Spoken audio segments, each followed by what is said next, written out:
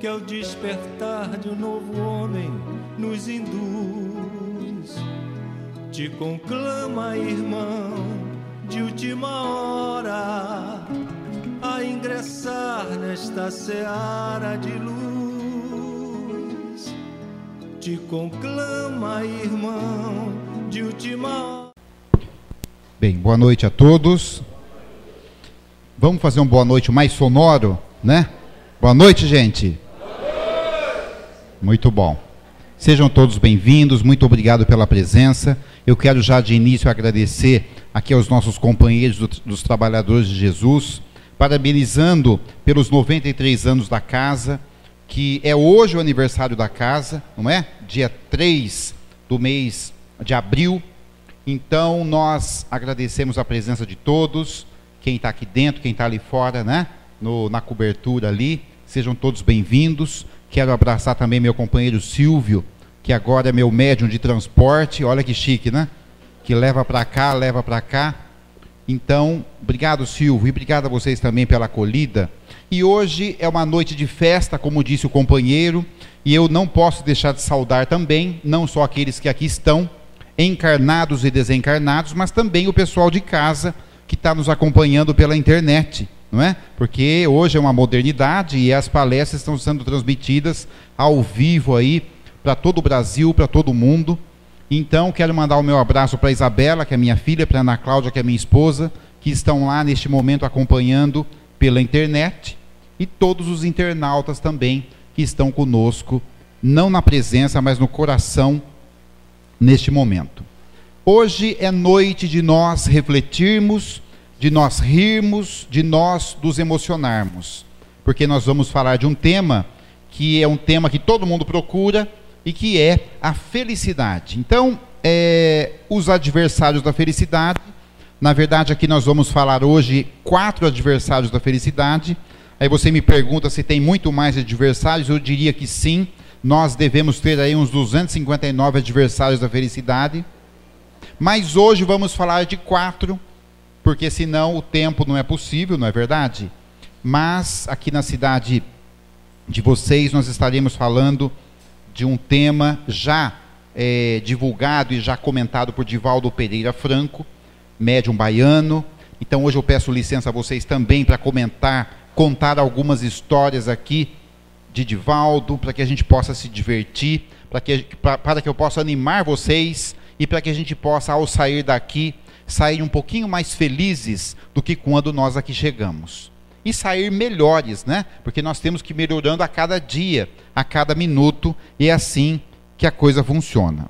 Mas, meus amigos, os adversários da felicidade, que eu vou apresentar daqui a pouquinho para vocês, mas primeiro nós fomos buscar no dicionário para ver realmente o que é a felicidade. Fomos lá num dicionário ali da informática, do computador mesmo, não é?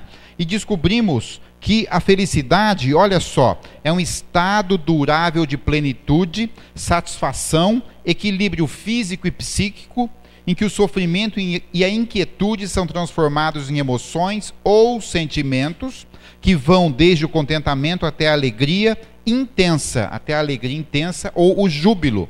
A felicidade tem ainda o significado de bem-estar espiritual ou paz interior. Evidente que se nós perguntássemos a cada um de vocês o que é a felicidade, com certeza cada um teria uma resposta diferente. Porque aquilo que me faz feliz, de repente não é bem aquilo que você quer. E de repente aquilo que você quer, de repente também não me satisfaz. Então, nós precisamos pensar e refletir o que é a felicidade. Nós, espíritas, e nós estamos aqui dentro de uma casa espírita, e nós que temos fé no futuro. O que é fé no futuro? É saber que isso aqui não acaba aqui, que a vida continua sempre, que nós somos espíritos individuais e para sempre.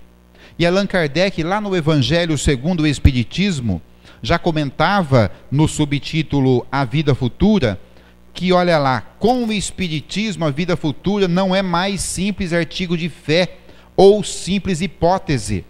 Não é uma questão de acreditar ou não acreditar, é uma realidade material provada pelos fatos e agora inclusive provada também pela ciência, porque a ciência já está provando a reencarnação, a a imortalidade do espírito, o passe magnético e por aí vai. Olha que importante então. Então, na nossa reflexão na noite de hoje, qual é a questão para ser feliz? É ser ou ter? Porque o ser humano, ele se debate no ter. Ele quer ter isso, quer ter aquilo. E o ser? Quem nós somos? A felicidade é uma questão de espera ou de realização? É uma questão de viver ou deixar a vida passar simplesmente? Então, nessas reflexões, ninguém vai sair daqui com receita de bolo, não é? Sabendo o que é felicidade, porque a felicidade está no coraçãozinho de cada um de vocês. E acreditem, a felicidade, ela não vem de fora para dentro.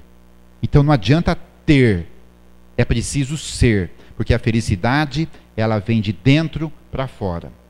Pois muito bem, então nesta esteira, né, eu já vou trazer aqui, vocês já vão descobrir que eu não sou palestrante coisa nenhuma, eu sou mais um contador de histórias, e também um admirador da poesia.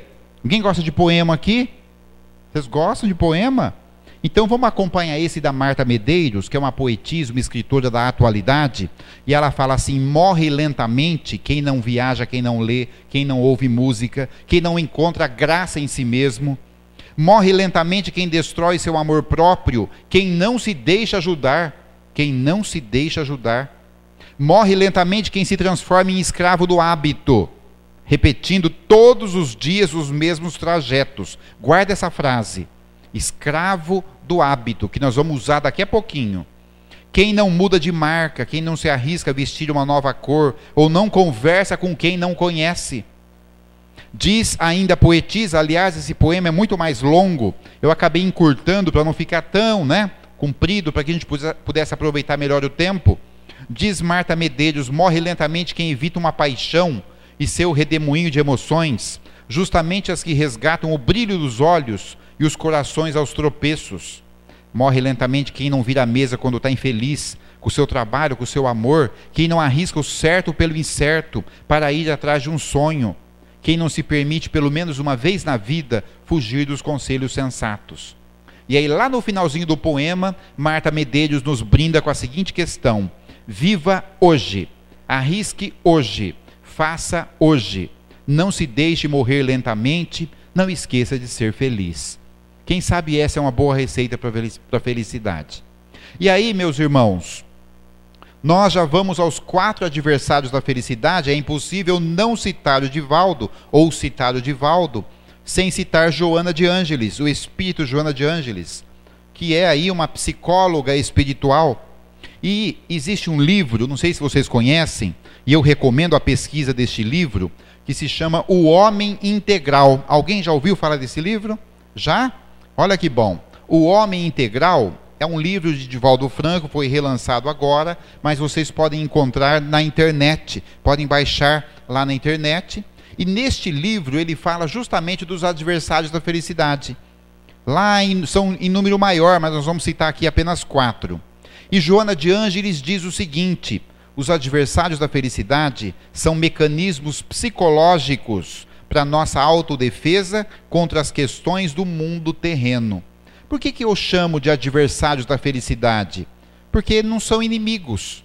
Porque Jesus recomenda que nós não tenhamos inimigos. São simplesmente adversários e que devem ser batidos no dia a dia para que a gente seja mais feliz, para que a gente seja melhor, para que a gente viva melhor o nosso dia a dia e o cotidiano. Então, segundo o livro O Homem Integral, entre os adversários da felicidade, nós vamos citar aqui hoje 4: solidão, rotina, ansiedade e medo. Alguém tem algum desses adversários aqui em Búzios? Não? Cabo Frio, desculpa. Também o Silvio me leva de cada lugar para cada lugar, não? Cabo Frio. Alguém tem esses adversários aqui em Cabo Frio, não? Tem. Gente, vamos começar a falar um pouquinho então da solidão. A solidão, diz Joana de Ângeles, que existem solitários porque faltam solidários. E nós cometemos um equívoco em achar que em determinada época da vida nós estamos sozinhos. não tem ninguém para estender a mão. E não é uma verdade. Dizem os espíritos que não existe solidão, nem do lado de cá, nem do lado de lá. Por quê? Porque nós sempre estamos acompanhados, quer seja de anjos encarnados, quer seja de anjos desencarnados. Quer ver uma coisa? Na nossa família, tem anjo na nossa família, não? Tem. Tem aqueles anjos que a gente recorre de vez em quando, aquele tio que a gente vai atrás sempre que precisa, aquela tia maravilhosa, aquela mãe, aquele pai, aquele parente, aquele amigo, aquele vizinho, são anjos. Anjos colocados no nosso caminho para que a gente possa nos escorar, nos amparar sempre. Então, meus amigos, do lado de lá também não existe solidão. Uma vez que nós temos nossos anjos de guarda, existem os espíritos que nos acompanham, existe um espírito maior que é Jesus. E a gente sempre esquece de Jesus na hora difícil. Ou lembra de Jesus só na hora difícil. Ai, meu Jesus, me acuda. Ai, meu Jesus, é agora. Lembrando que Jesus, está em todos os momentos conosco.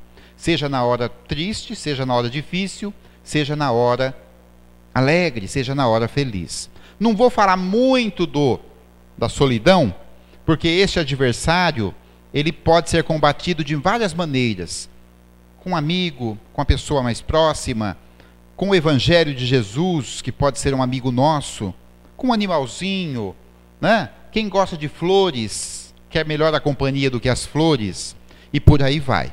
Tudo bem, gente? E aí nós já vamos caminhando para o segundo adversário da felicidade, que é a rotina. Só acompanhando o texto de Joana de Ângeles, eu gosto de colocar uns textos para que a gente não perca nenhuma palavra do que disse o Espírito.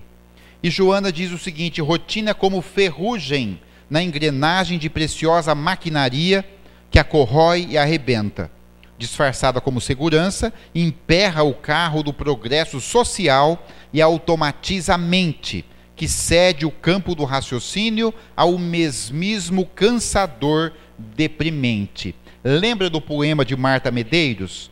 Onde ela fala o mesmismo, Sempre a mesma rotina, sempre o mesmo caminho. E tem gente que não permite ou não se permite mudar a rotina. Evidentemente que nós precisamos de rotina para viver. A criança, ela precisa de rotina para ser educada. No entanto, a rotina em demasia, aquela rotina que faz de nós uma pessoa, além de rotineira, sistemática.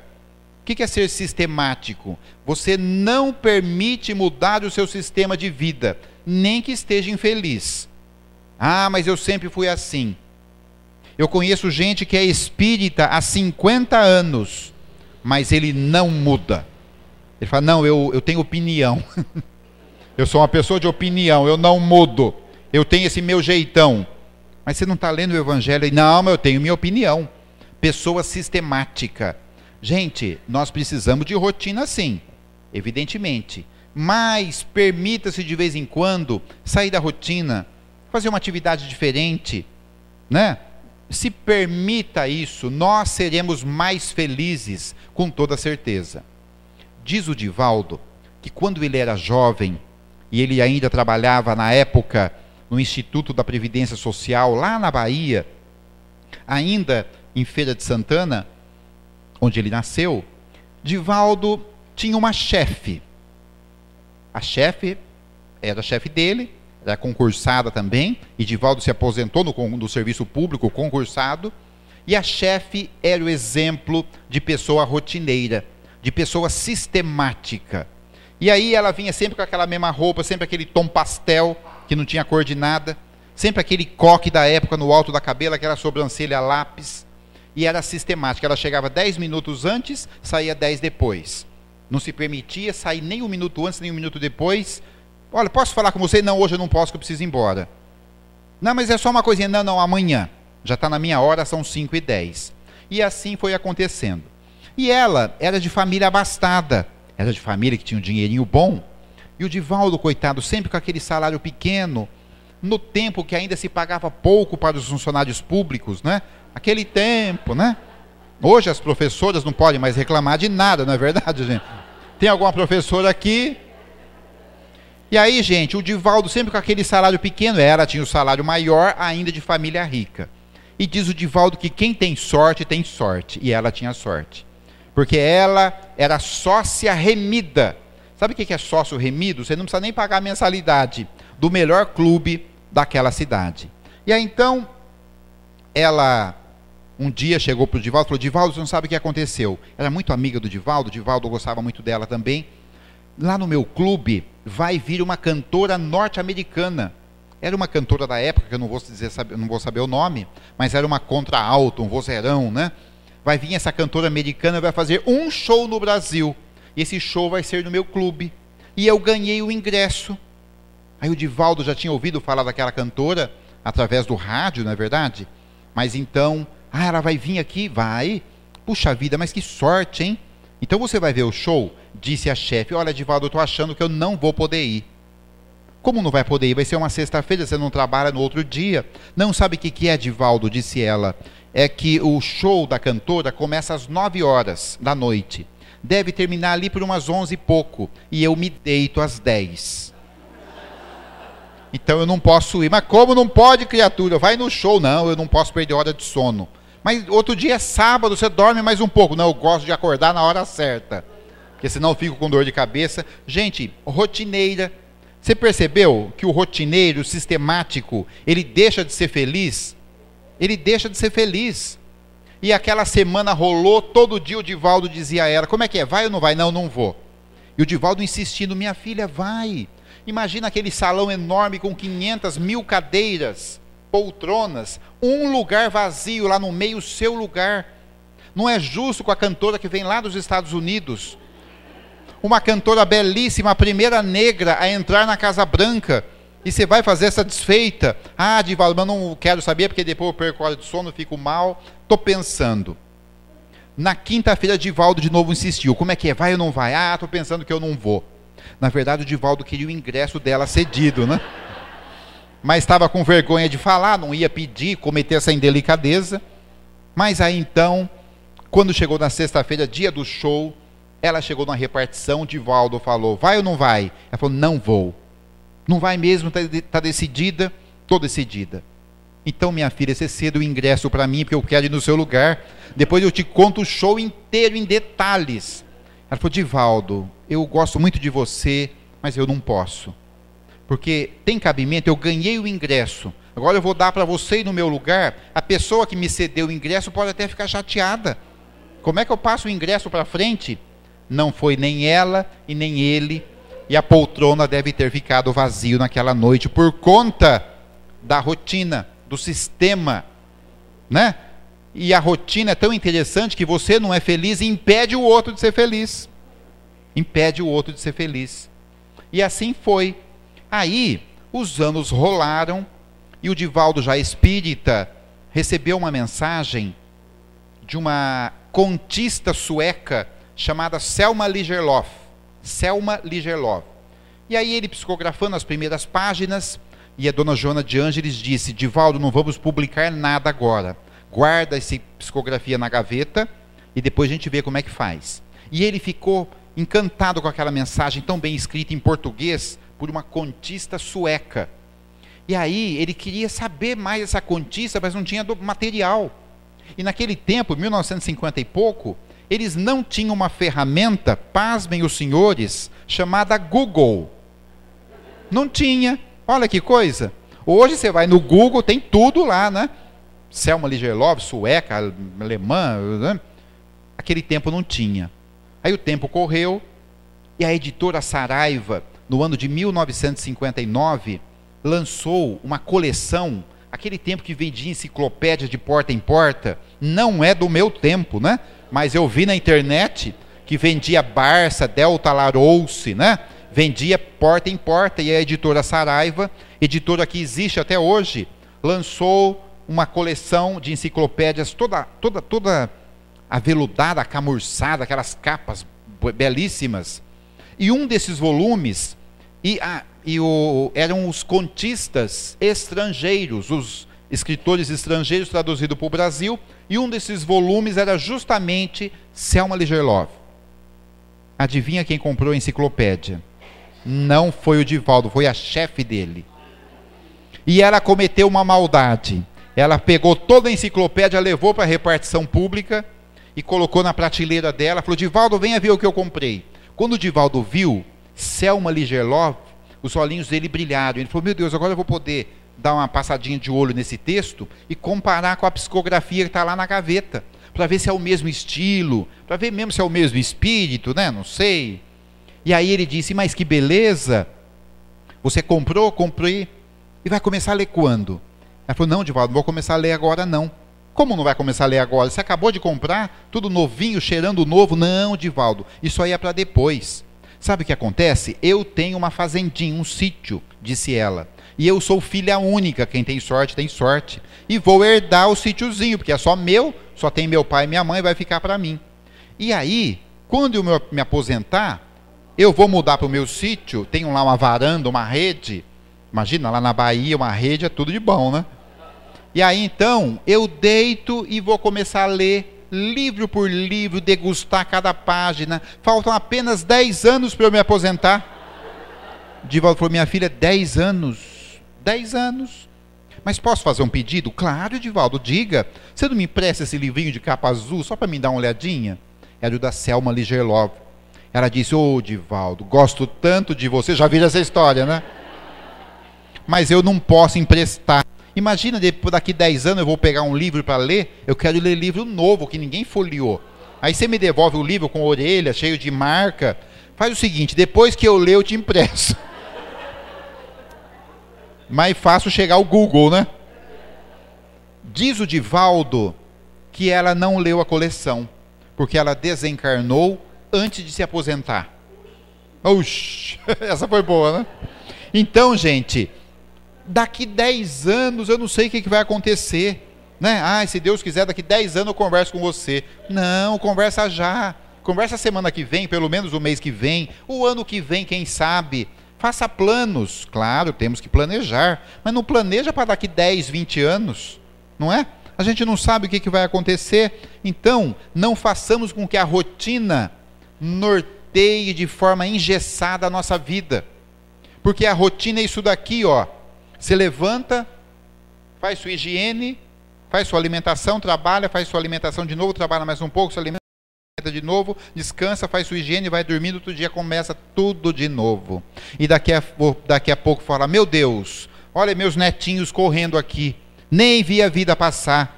Olha, já estou com tantos anos, não sei o que aconteceu. Nossa, parece que foi ontem. Parece que foi ontem e parece mesmo, porque nós aqui estamos numa reencarnação muito breve. O que são 70, 80, 90 anos, 100 anos? Tem gente chegando aos 100. Daqui a pouco vamos estar voltando para casa e não permitimos ser felizes aqui.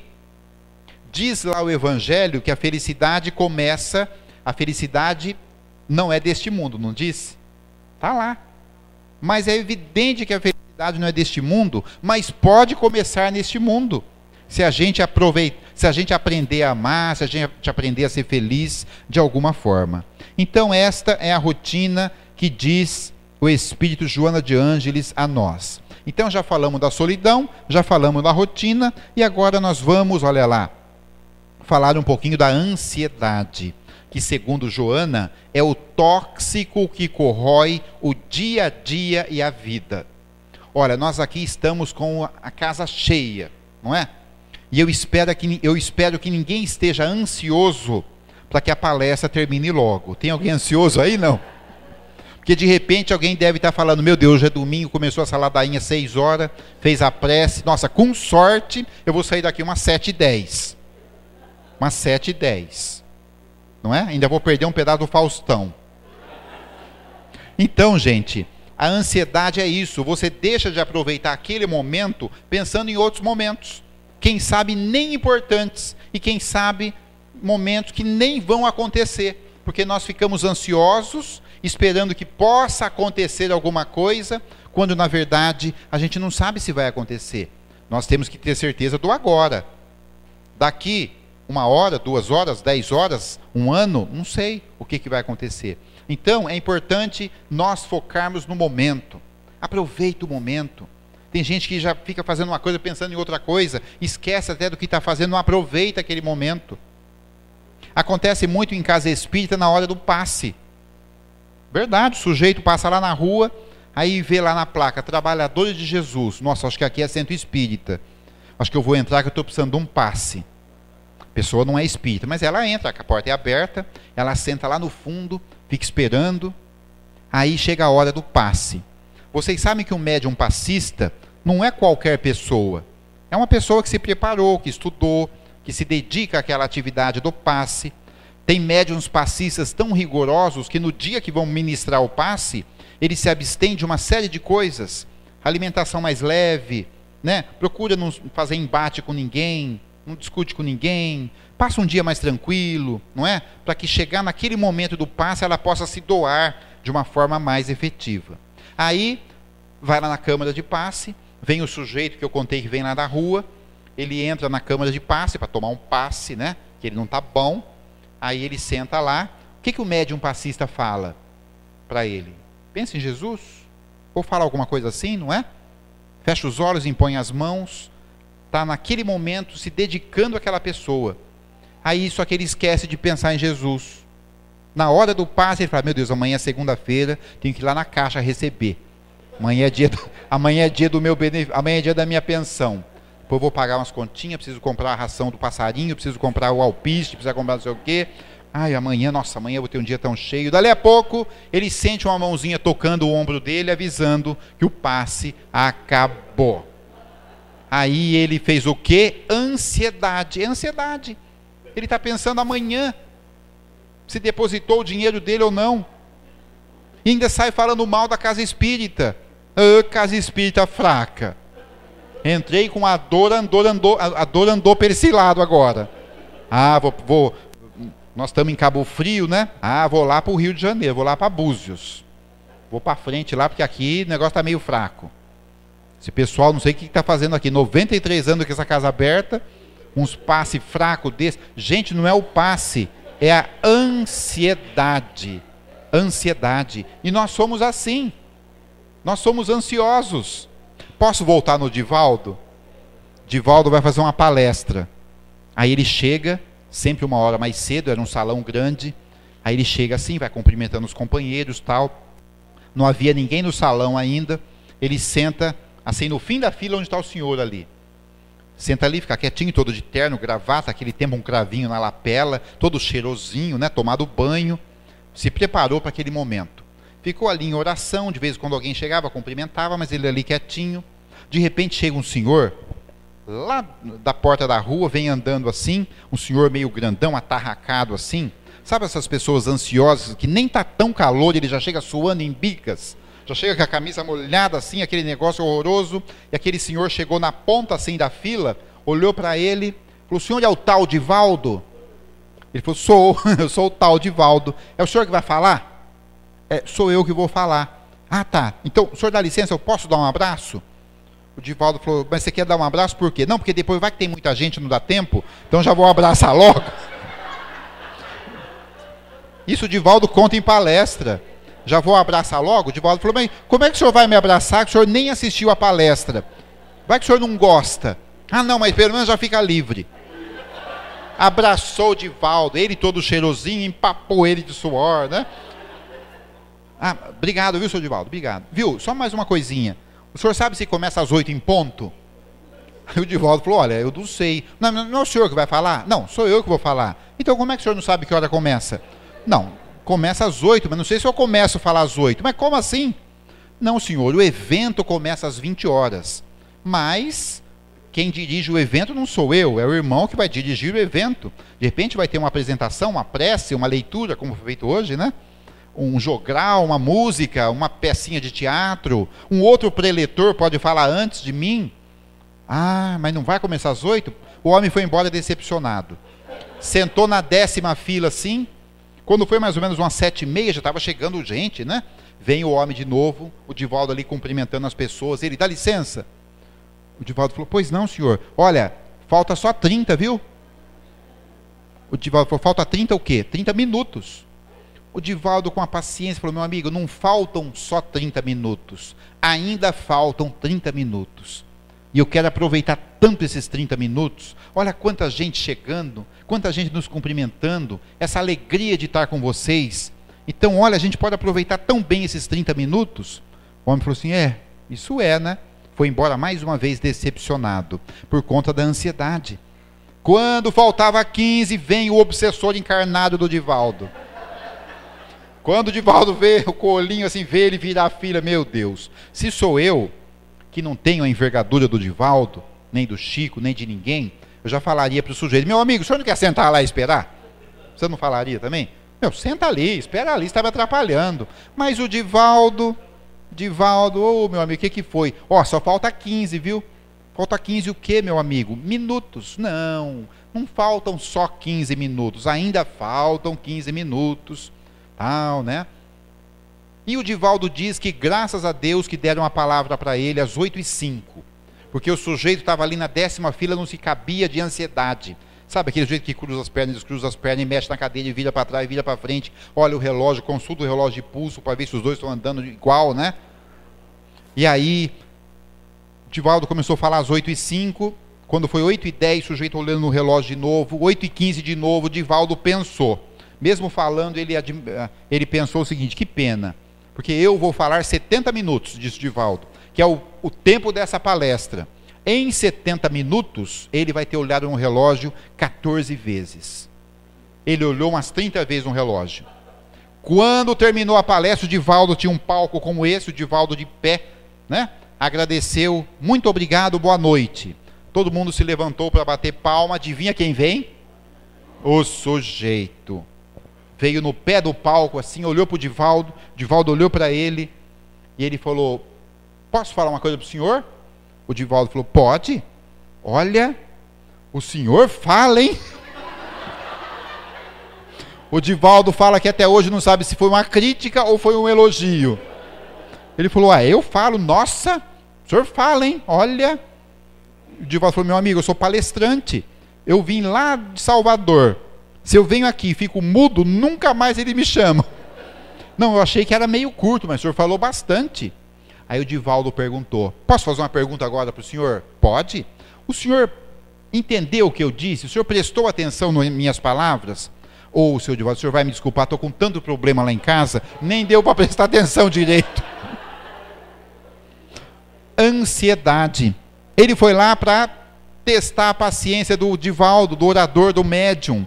E a ansiedade é assim: você atrapalha o outro, você atrapalha o companheiro, você impede ele de ser feliz, você não é feliz, você tumultua o ambiente por conta da ansiedade. Tem gente que não sabe esperar para perguntar nada, né? Tem gente que fica com a mãozinha erguida assim, desesperadamente, parece que vai ter um treco, né? Espera um pouco, depois pergunta, não é a hora, né? Tem gente que interrompe, é muito comum, tem gente que interrompe até o palestrante, né? Posso contar uma história? Pode. O senhor conta a história, não tem problema nenhum. Mas aí, gente, a ansiedade é assim. E o Divaldo conta essas histórias saborosas para a gente tá se ligando, né? Para a gente estar sabendo como lidar com essa ansiedade que pode virar doença. Tem gente tomando ansiolítico aí, tomando o remedinho por conta da ansiedade demasiada. Ansiosos todos nós somos, mas nós precisamos controlar. Nós precisamos controlar. Aí está o Divaldo. Já falei do Divaldo hoje, não? Divaldo na Avenida Paulista. E aí na Avenida Paulista o Divaldo ali, e ele foi fazer umas palestras em São Paulo, e ele estava no hotel bem na Paulista, e aí 9 horas da manhã ele sai do hotel para dar uma voltinha, ele sai por trás da Paulista, assim, tem umas ruas, né, transversais, paralelas ali, ruas menores, e aí ele andando por ali, de repente ele olha uma pessoa, um amigo, que ele não via 10 anos nessa rua.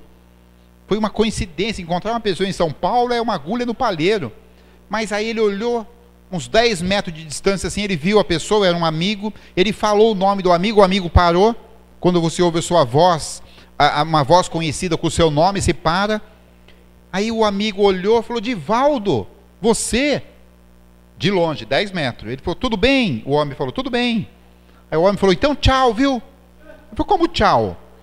10 anos que eu não te vejo, vem aqui. Foi lá, né? Falou, deixa eu te dar um abraço, deixa eu olhar para você, deixa eu te dar um abraço, deixa eu ouvir sua voz. Estou com saudade de você. Olha que coincidência, nós nos encontramos agora. Aí se abraçaram lá. Aí o Divaldo falou, você toma um café comigo? Ele falou, um café? Ele falou, não tem mais café aqui em São Paulo? Um cafezinho? Ele falou, não, sabe o que é, Divaldo? Eu estou com tanta pressa. Olha, eu tenho uma lista de coisas para resolver hoje. Ele falou, puxa, desculpa, eu não sabia que você estava tão ocupado. Mas você não pode me dar 5 minutos? Um café.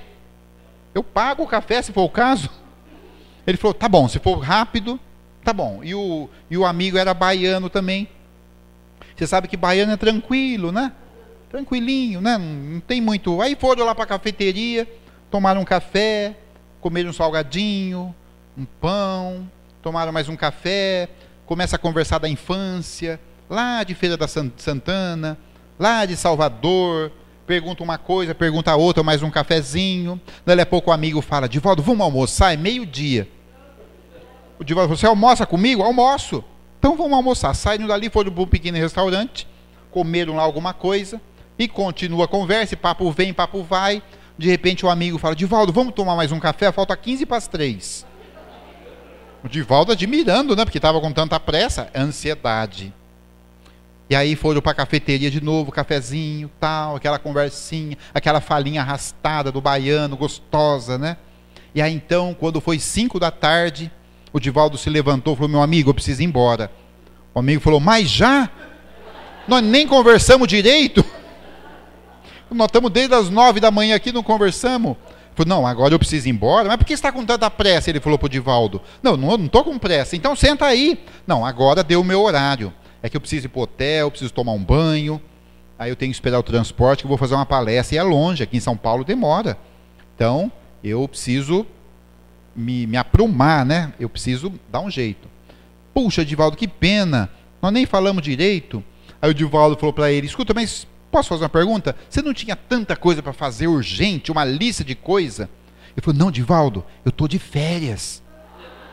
Essas coisas aqui, tem coisa aqui de 1 ano que eu não fiz ainda, amanhã eu faço. Isso aqui não é nada urgente, não. É modo de dizer, ansiedade. Onde você vai falar hoje? Eu vou falar tal lugar. Então eu vou lá te assistir. Que hora começa? Começa às 8, mas chega lá umas 7h30, tá bom. Tá bom? Tá bom, então eu vou te assistir. Divaldo foi pro hotel, tomou o banho dele, aí a condução veio buscar ele às 6 da tarde, ele chegou lá no local às 7 e pouquinho. Quando ele chegou lá, adivinha quem já estava lá de velho? O amigo, sentado na primeira fila. Ele falou, mas com a mesma roupa da tarde, né? Mas já chegou? Ele falou, Divaldo, vim direto, vai que não dá tempo. Ansiedade, então é assim, as pessoas vivem muito ansiosas, né? O jovenzinho vai no bailinho, aí ele vê aquela garota, porque hoje um dança com o outro, mas um nessa porta, outro na outra porta, né? Aí dancei com o menino, mas eu estava 10 metros de distância, né? Aí ele vê o garoto, vê aquela garota bonitinha, ele fala pro coleguinha, olha fulano, olha lá, olha que pitel, hoje não fala mais pitel, deve ser outra palavra, né? Que eu não sei. Ele olha e fala, olha lá. Aí ele fala pro outro, olha, vai lá. Ele fala, eu tô com vergonha, vai. Aí ele olha aquela garota linda, ele fala, meu Deus, olha lá, ali pode estar a mulher da minha vida. De repente eu vou lá, jogo um papo para cima dela, cola, né? Aí a gente começa um namoro, de repente até dá um casamento aí depois a gente até tem filho. Não, filho eu não quero, melhor não ir lá, vamos para esse lado de cá.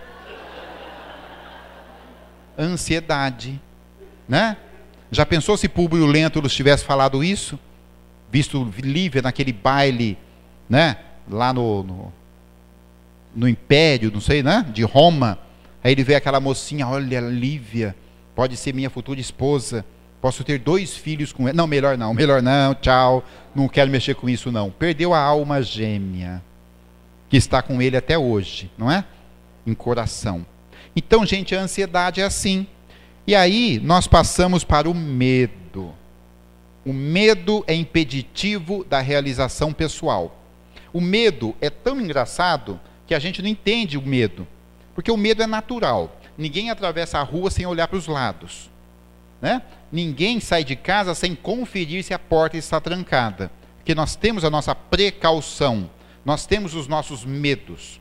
Só que, né, tem gente que tem medo de uma coisa, tem medo de outra, e nós não entendemos a razão do medo. Eu, por exemplo, não é que eu tenho medo, eu tenho paura de lagartixa. Sabe aquela lagartixinha de parede? Que lá se cai em cima da gente, graças a Deus nunca caiu. Outro dia eu estava no lugar, o menininho pegando a lagartixinha com a mão. Eu falei, tu é doido? Larga isso aí, tem veneno. Como tem veneno? Não tem veneno nenhum. É assim. Barata. Se aparecer uma baratinha aqui, vai lá, tal, né? Fala, irmãzinha, você não pode ficar aqui, né? Irmãzinha, você não pode ficar aqui. Outros já saem correndo, não fica no mesmo ambiente. Então, o medo, ele é impeditivo da realização pessoal. Com certeza, se eu chamar o senhor aqui e falar, vem falar um pouquinho aqui, ele vem e começa a falar. Mas, de repente, eu chamo outra pessoa que fala, vem aqui falar alguma coisa. Ela pode até vir, mas ela começa a suar, o suor começa a escorrer nas costas, vai até aqui embaixo, sabe? Aquele negócio horrível, ela começa a se sentir mal, começa a ficar vermelha, é o medo. Mal sabe ela que falar em público é uma questão de costume, como tudo na vida. Quem não teve medo do primeiro emprego, da primeira entrevista, do primeiro chefe, do primeiro colega de trabalho que ia passar a perna nele, que não ia ensinar direito? Uma vez eu trabalhava num local, entrou uma patrulheira. Aqui fala patrulheira, não? Ou é guardinha? Não fala nada aqui? Como é que fala? Hã? A guardinha? A guarda. As meninas. Aqui é guarda? Chique, hein? Lá a gente fala guardinha. Lá é patrulheiro ou patrulheira. E a menina chegou, 16 anos. Ela chegou assim, no ambiente de trabalho, tremendo, né? E ela ia nos assessorar lá em determinado local. Aí eu vi que ela não estava bem. Ela era moreninha, assim, quando o moreninho fica meio verde, né? Porque já tá, o negócio tá feio, né? Aí eu falei para ela, olha, você tá nervosa, né? Ah, eu tô. Eu falei, o primeiro dia é ruim, né? É. Ele fica tranquila. Daqui 1 mês você vem falar comigo e você me fala como você está me sentindo. Ela falou, se eu durar 1 mês, né? Estava muito nervosa. Aí começou a trabalhar, tal. Daqui 1 mês nós cruzamos lá. Falei, e aí, como é que tá? Como é que tá o quê? Ah, como é que tá seu serviço? Eu falei, ih, tirei de letra. Se eu soubesse que era assim, não tinha sofrido tanto no começo. Medo. Então o medo é assim. Tudo na vida é medo. Tem gente que tem medo de vir na casa espírita, que vai abaixar espírito, que vai acontecer não sei o quê. Tem gente que tem medo de entrar na câmara de passe, que faz uma macumba lá. Como é que pode um negócio desse? Aquilo lá é terreiro de macumba, com todo respeito, né, aos nossos irmãozinhos que fazem essa prática. Então, Roberto Chiniachik, que é um psicanalista da moda aí, ele fala assim, o medo imaginário envolve a pessoa e a convida a parar. A ansiedade faz que ela perca o foco e começa a andar descontroladamente em círculos, sem chegar a lugar nenhum.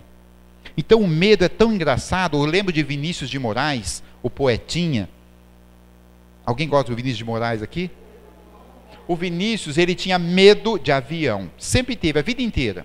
Só que ele era artista, tinha que viajar para todo canto, e ele era diplomata internacional, tinha que viajar, viagem internacional, vai para lá, vai para cá, mas ele tinha medo de avião. Um dia ele subiu aqui no Rio, no avião, e ele ia fazer uma viagem, e aí ele senta no avião, e ele afivela o cinto, já começa a suar, né? Porque o pior momento é quando a aeronave levanta voo, ele tinha medo. E aí tinha uma senhorinha do lado, ele pega na malinha de mão dele, abre um saquinho. Já viu essa história? Aí ele abre assim, é um pozinho branco. Ele pega aquele pozinho branco, molha o dedo assim, põe na língua um pouco, cheira um pouquinho, passa assim no rosto, passa por tudo assim, fica tudo branquinho, né? Aí ele fecha o saquinho, fecha o olho, fica quietinho. Aí tinha uma senhora do lado, a senhora falou, dá licença, posso falar com o senhor? Ele falou, pode. Olha, eu não tenho nada com isso, a vida é do senhor, só que o senhor não é o Vinícius de Moraes? Era famoso, né? Ele falou, sou. Então, eu gosto tanto do senhor, o senhor nem me conhece, mas eu sou sua fã. Gosto tanto dos seus poemas, das suas músicas, né, as coisas que o senhor faz, as suas letras, o senhor é um letrista sensacional, mas eu estou muito triste. Ué, está triste por quê? Não, porque o senhor com esse pó aí, o senhor vai morrer logo. Esse pó todo que o senhor cheirou, comeu. Aí ele começou a dar risada, né? Ele falou, não, isso aqui não é o que o senhor está pensando, não. Como não é? Não, isso aqui não, isso aqui é o seguinte, isso aqui é uma mandinga. É que eu morro de medo de avião. E aí eu tive na Bahia e falei com a mãe menininha do Cantuá. E ela fez aqui um benzimento, me deu essa farinhazinha de trigo, farinha de trigo. E aí antes de a aeronave levantar voo, essa farinhazinha benzida, eu passo assim um pouco, o avião não cai. Faz 10 anos que eu uso, não tem perigo. Medo, dá para imaginar isso? Né? Não desmerecendo mãe menininha do Cantuá, não é? Que foi uma religiosa da sua época aí, excepcional, mas o medo é assim, são as vozes na sua cabeça dizendo para você que as coisas não vão dar certo. E se a gente for tomado pelo medo, associado à ansiedade, aí a coisa fica feia, aí tem que passar por remédio. Então nós temos medo de tudo. Medo de sair de casa, medo de ficar em casa. Como é que pode? Você quer sair ou quer ficar? Ah, eu não quero sair, tenho medo. Então fica aí. Não, sozinho eu aqui não fico. Então, vamos junto. Não, também não quero. Puxa vida. Medo de nos relacionar, medo de amar. O que mais? Medo de mudar, não ser aceito pelas pessoas queridas, medo de ser rejeitado, medo das coisas não darem certo, medo de perder os seus bens, a condição social de sobrevivência, medo de descobrir que nós estamos errados. Nós temos medo de descobrir que nós estamos certos. Como é que pode isso? Nós temos medo de tentar as coisas e nós temos medo de conseguir, porque depois que você consegue, qual que é o próximo passo? Você precisa dar o próximo passo. Você não pode estacionar. Nós temos medo da velhice. Como é que pode ter medo da velhice, dos cabelos brancos, dos nossos mapas, que são as nossas experiências aqui na Terra? Temos medo da velhice. Eu tenho um amigo que fala, eu não quero ficar velho. Aí eu falei para ele, então tu vai morrer novo. Não, novo não quero. Mas você quer morrer quando? Aí você bota Deus numa sinuca. Você não quer morrer novo, não quer morrer velho. Você vai morrer na meia-idade. Não, meia-idade também não quero. Então, melhor você ficar para a semente. Medo da morte. Como é que pode o espírita ter medo de uma coisa que ele sabe que não existe? Porque a morte não existe. Ah, André, mas tem a morte do corpo, eu morro de medo de defunto. Não, mas aí é outra coisa. Aí é ansiedade pelo corpo frio, né, gélido. A morte não existe. Como é que a gente tem medo da morte? Outro dia a pessoa fala, eu morro de medo de morrer. Ué, se morre de medo para morrer, está morto. Uma vez eu fui em Minas fazer uma palestra lá de uma senhorinha mineira. Tem algum mineirinho aqui? Não. Tem a mineirinha? A mineirinha falou assim, ai, eu tenho medo de morrer, eu não tenho. Eu tenho medo de acordar morta. Eu falei, como assim, senhora, acordar morta? Não, acordar morta. No outro dia, eu acordo morta. Eu falei, ó, você só não acordar morta, não vai ficar um no velório. Porque vai todo mundo sair correndo. Medo. Outro dia, numa casa espírita, numa cidade chamada Pedreira. Pedreira é uma cidade próxima ali a Jaguariúna, Campinas. E aí, tem uma casa espírita muito simpática lá também. Nós fomos fazer umas palestras. E eles me contando, que eu vou contando as histórias, o pessoal vai me alimentando, né? E aí, então, nessa casa espírita, de quarta-feira, tem a reunião mediúnica, a reunião de desobsessão. É umas 10 pessoas, num centro pequeno, e eles fazem a reunião na mesa, e aí o centro já dá direto para a rua, assim, tem um portãozinho, já é a rua. E aí eles terminou a reunião, apagaram tudo, fecharam tudo, e a porta da frente é em 2 folhas, e é de madeira. Fecharam a porta, e uma turminha foi embora, ficou umas 4, 5 pessoas ali, pro lado de fora, batendo aquele último papo. Sabe o que a gente fica fazendo na porta do centro espírita antes de ir embora? E eles estavam perto da porta, assim, a porta de madeira fechada, faltava fechar o portãozinho, mais ou menos assim, a 2 metros da porta. E comentando algum assunto, olha o que é o medo do espírita. De repente, alguém bateu na porta pelo lado de dentro. Bateu, desesperadamente pelo lado de dentro. 3 fez menção de correr. Porque se era espírito, vão correr do espírito, né? 2 estacou e parou. Aí, a pessoa assim, você não sabe o que fazer, fica sem ação, é o medo. O medo, a princípio, não tem ação. Bateu de novo, e ouviram um grito, oh, oh. Aí, meu Deus, será que é algum espírito que não veio na sessão, ficou desatendido? Aí, uma das dirigentes falou, gente, vão lá perguntar. E ela foi perto da porta, e a porta batendo. E quando a gente está com medo, a voz afina. Ninguém tem voz grossa com medo. Até Jesus se chama com voz fina, né? Quem está com medo não fala, Jesus, vem aqui, não. Falou, Jesus, vem aqui. Afina a voz, afina. Pode ser machão que for, afina a voz. E ela não foi diferente, foi lá na porta. E aí a gente tira sarro dela até hoje, porque ela é uma amiga nossa, né? E ela perguntava com voz fininha, tem alguém aí? Lógico que tinha, estava batendo, né? Aí com medo, eles foram lá abrir a porta. Era um coitado de um rapaz que tinha participado da reunião e ele foi no banheiro. Acho que ele demorou um pouco mais no banheiro, trancaram o centro, e aí ele tinha que bater, ele não tinha chave. Olha o que é o medo. Olha o que é o medo.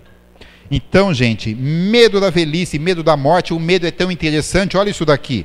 Olha isso daqui. Ó, a barata tem medo do rato. O rato tem medo do gato. O gato tem medo do cachorro. O cachorro tem medo do homem, porque é o seu dono. O homem, dizem, tem medo da mulher. E a mulher tem medo da barata. Tem lógica o medo? Controlar o medo. Bater esse adversário da felicidade. É muito importante. E o Espírito Emmanuel nos recomenda, nas horas de provação e tristeza, não te deixes abater por amargura e desencanto, sobretudo nos momentos em que porventura te suponhas a sós para solucionar graves problemas ou contornar determinados obstáculos. Ante os desafios construtivos da existência, recorda que amigos, hoje domiciliados no mais além, te inspiram e te assistem, amparando-te as decisões e amparando-te os caminhos. Então, meus amigos, sejamos nós felizes e construtores de pontes. Porque nós construímos pontes. Você sabe essa história? Não. 2 irmãos brigaram.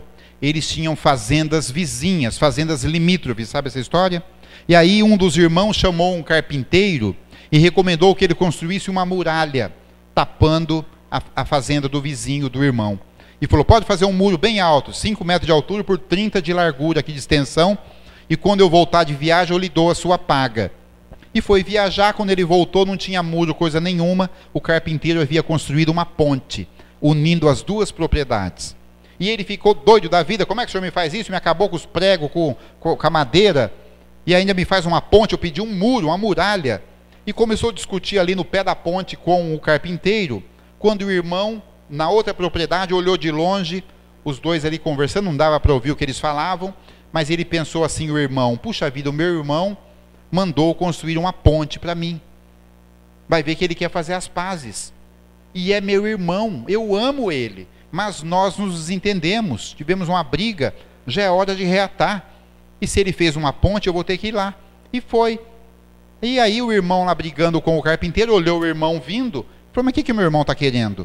Será que vai brigar de novo? Será que vai querer falar de novo? Vai querer repetir o que ele me falou, desaforo? E aí o irmão, quando entrou na ponte, ele abriu os braços. E o briguento com o carpinteiro falou, puxa vida, meu irmão está querendo fazer as pazes. E é meu irmão, eu tenho que ir lá. Nós brigamos, nem sei mais o motivo direito. E eles se abraçaram no meio da ponte. Ali choraram, ali se perdoaram. E aí o irmão voltou lá para o carpinteiro e falou, olha, muito obrigado. Eu quero lhe pagar. Ele falou, não precisa pagar nada não.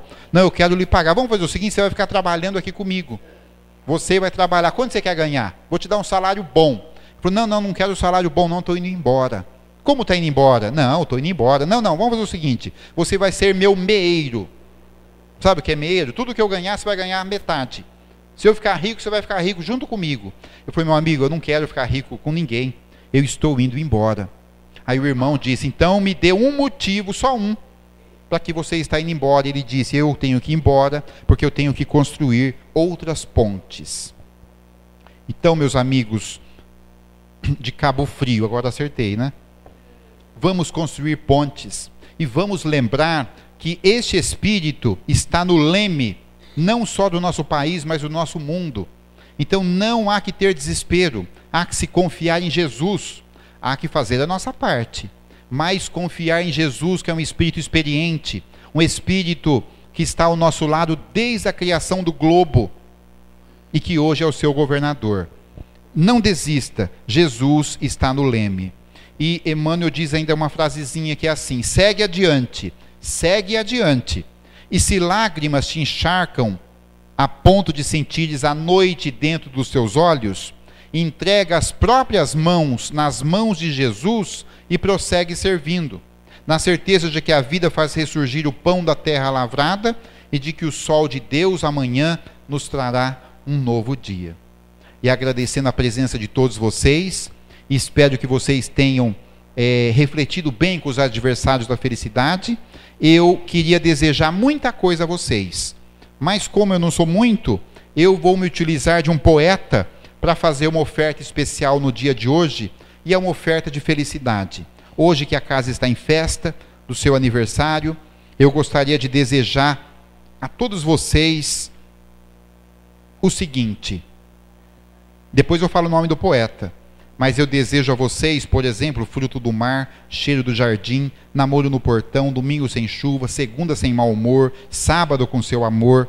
Aí diz o poeta: filme do Carlitos, conversa com amigos, uma crônica do Rubem Braga, viver sem inimigos, um filme antigo na TV, ter uma pessoa especial e que ela goste de você, música de Tom com letra de Chico, frango caipira numa pensão do interior, ouvir uma palavra amável, ter uma surpresa agradável, ver a banda passar, noite de lua cheia, rever uma velha amizade, ter fé em Deus, não ter que ouvir a palavra não, nem nunca, nem jamais, nem adeus, rir como criança, ouvir canto de passarinho, sarar de um resfriado, escrever um poema de amor que nunca será rasgado, formar um par ideal, tomar banho de cachoeira, pegar um bronzeado legal, aprender uma nova canção, esperar alguém na estação, queijo com goiabada, pôr do sol na roça, uma festa, um violão, uma seresta, recordar um amor antigo, ter um ombro sempre amigo, bater palmas de alegria,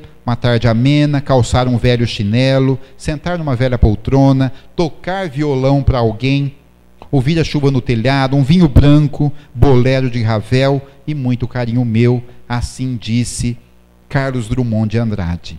Eu queria voltar aqui, nós trouxemos aqui um dos nossos livros, nós temos 5 livros editados, se alguém se interessar, nós temos ali na porta, outro dia eu falei na saída, a pessoa falou, não, ali é a entrada, mas não foi aqui não. Então ali na entrada, ou na saída, nós temos ali os livros, que é um livro provocativo, ele fala de ecologia sob a visão espírita, e vocês precisam imaginar e ver como Allan Kardec é atual, quando ele toca no Livro dos Espíritos e fala da preservação dos recursos naturais.